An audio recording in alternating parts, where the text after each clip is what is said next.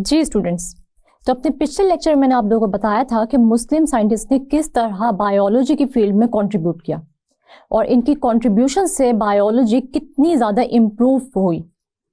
इसके अलावा हमने इन मुस्लिम साइंटिस्ट की कुछ बुक्स के बारे में भी स्टडी किया था जो कि उन्होंने डिफरेंट एनिमल्स और प्लांट्स के बारे में लिखी थी। आज का हमारा टॉपिक है द लेवल्स ऑफ ऑर्गेनाइजेशन, यानी इसका मतलब ये हुआ कि ऑर्गेनिज्म किस तरीके से सिंपल टू कॉम्प्लेक्स की तरफ सफर करते हैं। हम देखते हैं कोई भी ऑर्गेनिज्म सबसे पहले एक सिंपल फॉर्म में होता है, लेकिन आहिस्ता आहिस्ता सिंपल पार्टिकल्स मिलकर कॉम्प्लेक्स ऑर्गेनाइजेशन बनाते हैं। सबसे पहले अगर हम इसकी एग्जांपल देखें तो अगर हम लेवल्स ऑफ ऑर्गेनाइजेशन को डिस्कस करें तो कोई भी लेवल ऑफ ऑर्गेनाइजेशन स्टार्ट होता है सब एटॉमिक लेवल से।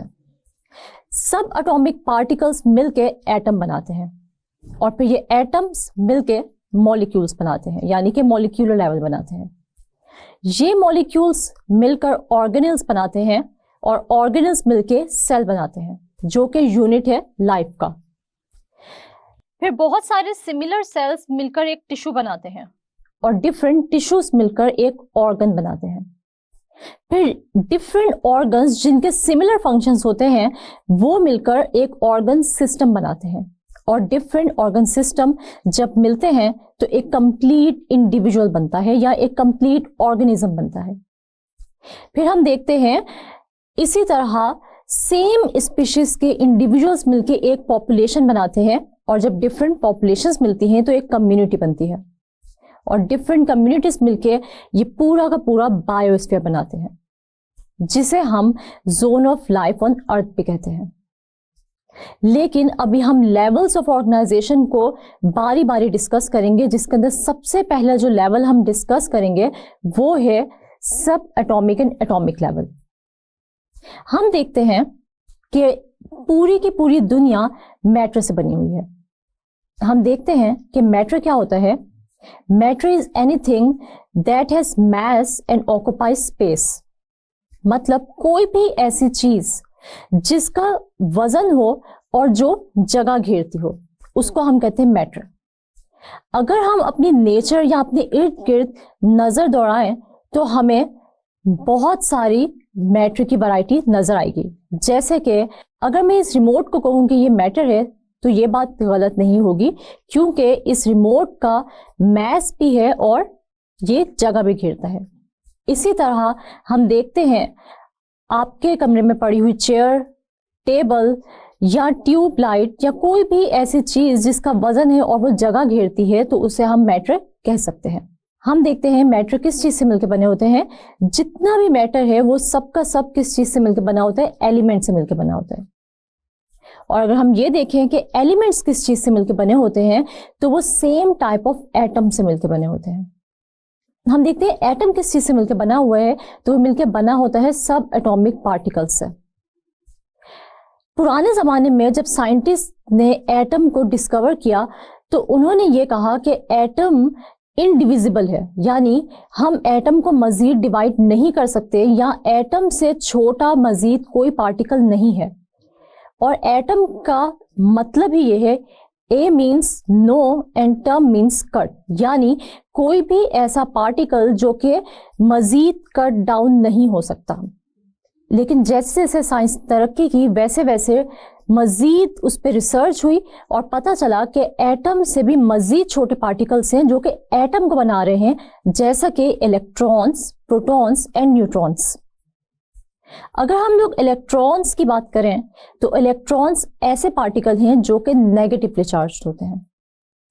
इसके अलावा हम देखते हैं कि इलेक्ट्रॉन्स न्यूक्लियस के इर्द गिर्द घूमते हैं और खास किस्म के एनर्जी शेल्स जिनको हम ऑर्बिट्स भी कहते हैं उनमें इलेक्ट्रॉन्स रिवॉल्व करते हैं न्यूक्लियस के गिर्द। और अगर हम प्रोटॉन्स और न्यूट्रॉन्स की बात करें तो प्रोटॉन्स और न्यूट्रॉन्स न्यूक्लियस के अंदर प्रेजेंट होते हैं। प्रोटॉन्स पॉजिटिवली चार्ज होते हैं जबकि न्यूट्रॉन्स के ऊपर कोई चार्ज नहीं होता। इसीलिए हम कह सकते हैं कि न्यूक्लियस के ऊपर पॉजिटिव चार्ज होता है, क्योंकि न्यूट्रॉन के ऊपर जीरो चार्ज है और प्रोटॉन के ऊपर पॉजिटिव चार्ज है, तो ओवरऑल न्यूक्लियस के ऊपर पॉजिटिव चार्ज आ जाता है। इसके अलावा हम देखते हैं कि जितने number of electrons outermost shell में प्रेजेंट होते हैं वो डिटरमिन करते हैं कि ये एटम कितना रिएक्टिव है। यानी हम देखते हैं कि जो रिएक्शन होता है वो किस चीज पे डिपेंड करता है, कि जब भी कोई एटम रिएक्ट करता है तो वो किस चीज पे बेस करता है, वो डिपेंड करता है कि कितने नंबर ऑफ इलेक्ट्रॉन्स प्रेजेंट है in the outermost shell of an atom.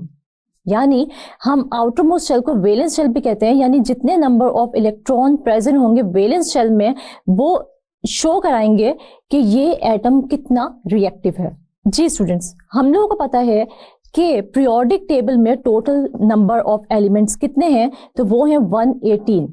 इनमें से 92 एलिमेंट्स ऐसे हैं जो कि नेचुरली अकरिंग हैं और 92 में से भी 16 ऐसे हैं जिनको हम बायो एलिमेंट्स कह सकते हैं। बायो एलिमेंट्स ऐसे एलिमेंट्स होते हैं जो कि किसी भी ऑर्गेनिज्म की बॉडी को बनाते हैं, इसीलिए हम कहते हैं कि ये बायो एलिमेंट्स है। अब अगर हम लोग बायो एलिमेंट्स को डिवाइड करें तो हम बायो एलिमेंट्स को दो कैटेगरीज में डिवाइड कर सकते हैं। इन 16 बायो एलिमेंट्स में से 6 बायो एलिमेंट्स ऐसे हैं जिनको हम नाम देते हैं मेजर बायो एलिमेंट्स का, और बाकी 10 ऐसे बायो एलिमेंट्स हैं जिनको हम कहते हैं माइनर या फिर ट्रेस बायो एलिमेंट्स। अगर हम लोग मेजर बायो एलिमेंट्स की बात करें तो मेजर बायो एलिमेंट्स हम किस बेस पे उनको नाम देते हैं? मेजर बायो एलिमेंट्स वो बायो एलिमेंट्स होते हैं जो कि हमारी बॉडी का 99% हिस्सा बनाते हैं, या फिर हम यूं कह सकते हैं कि वो बायो एलिमेंट्स जो कि 99% हमारी कॉम्पोजिशन में रोल प्ले करते हैं, तो ऐसे बायो एलिमेंट्स को हम मेजर बायो एलिमेंट्स कहते हैं। और बाकी 1% बायो एलिमेंट्स वो बायो एलिमेंट्स हैं जो कि ट्रेस या माइनर बायो एलिमेंट्स कहलाते हैं, क्योंकि ये हमारी बॉडी का सिर्फ 1% हिस्सा बनाते हैं।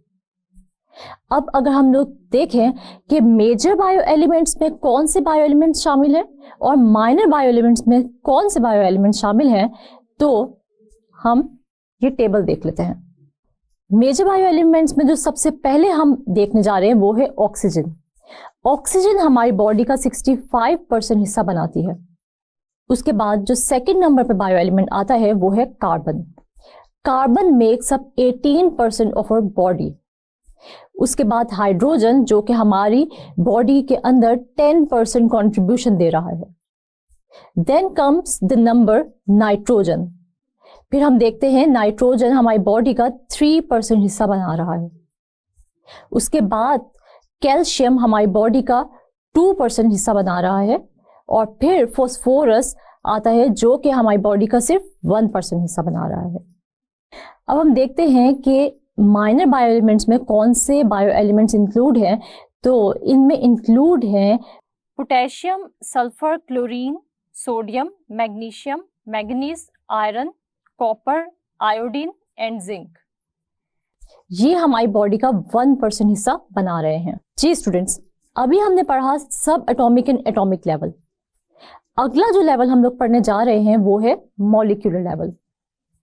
हम देखते हैं कि बायो एलिमेंट्स अगर तो स्टेबल हैं तो वो किसी भी और एलिमेंट के साथ रिएक्ट नहीं करेंगे, और उस बायो एलिमेंट को हम मॉलिक्यूल का नाम देंगे। लेकिन बहुत सारे बायो एलिमेंट्स ऐसे हैं जो कि नेचर में अनस्टेबल होते हैं और उनको किसी और दूसरे बायो एलिमेंट के साथ रिएक्ट करना पड़ता है, और फिर वो रिएक्ट करके आपस में बॉन्डिंग बनाते हैं। वो बॉन्ड आयोनिक भी हो सकता है और वो बॉन्ड कोवलेंट भी हो सकता है। आयोनिक बॉन्ड वो होता है जो कि दो ऑपोजिटली चार्ज एटम्स के दरमियान बनता है, और कोवलेंट बॉन्ड वो बॉन्ड होता है जो कि शेयरिंग ऑफ इलेक्ट्रॉन्स से बनता है। हम देखते हैं जब भी अनस्टेबल बायो एलिमेंट्स एक दूसरे के सामने आएंगे तो वो आपस में रिएक्ट करेंगे, और रिएक्ट करने के बाद ये आयोनिक या कोवलेंट बॉन्ड बनाएंगे, और इस बॉन्डिंग के नतीजे में जो चीज बनेगी उसे हम लोग क्या कहेंगे? बायोमॉलिक्यूल या मॉलिक्यूल। हम देखते हैं कि हमारी बॉडी भी बहुत सारे डिफरेंट टाइप्स ऑफ बायोमोलिक्यूल्स पर मुश्तमिल होती है और ये बायोमोलिक्यूल्स डिफरेंट फॉर्म्स में प्रेजेंट होते हैं। ये बायोमोलिक्यूल सिंपल भी हो सकते हैं और ये बायोमोलिक्यूल कॉम्प्लेक्स भी हो सकते हैं। ये बायोमोलिक्यूल्स डिफरेंट स्ट्रक्चर्स बनाते हैं हमारी बॉडी में। जैसे अगर हम लोग किसी एक बायोमोलिक्यूल की एग्जांपल लें तो हम देख सकते हैं कि प्रोटीन एक बायोमोलिक्यूल है और ये हमारी सेल्स की सेल मेम्ब्रेन बनाती है। इसी तरह लिपिड्स को अगर हम लोग देखें तो लिपिड्स और प्रोटीन्स मिलकर हमारे सेल की सेल मेम्ब्रेन की कॉम्पोजिशन में हिस्सा लेते हैं। तो इसका मतलब ये हुआ कि डिफरेंट बायोमोलिक्यूल्स हमारी बॉडी की कॉम्पोजिशन में बहुत ही अहम रोल प्ले करते हैं। अगर हम लोग बायोमोलिक्यूल्स को कैटेगराइज करना चाहें तो हम लोग बायोमोलिक्यूल्स को दो डिफरेंट कैटेगरीज में डिवाइड कर सकते हैं। पहली कैटेगरी है माइक्रोमोलिक्यूल्स और दूसरी कैटेगरी है मैक्रोमोलिक्यूल्स। हम देखते हैं हम इसको किस बेस पर डिवाइड कर रहे हैं। हम देखते हैं माइक्रोमोलिक्यूल्स ऐसे मॉलिक्यूल्स होते हैं जो कि लो मॉलिक्यूलर वेट होते हैं, यानी उनका मॉलिक्यूलर वेट बहुत ही कम होता है। इसकी एग्जाम्पल में हम लोग ग्लूकोज और वाटर पढ़ते हैं।